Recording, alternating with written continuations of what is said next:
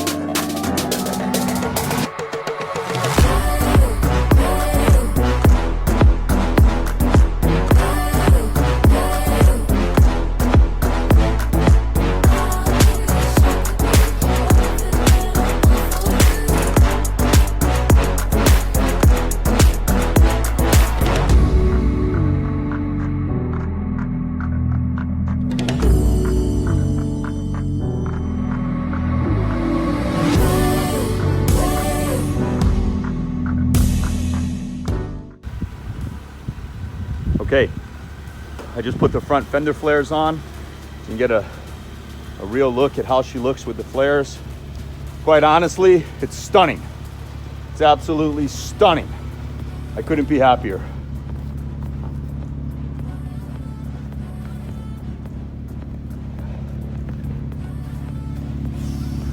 Nice seeing that rear diff up a little higher. Wow.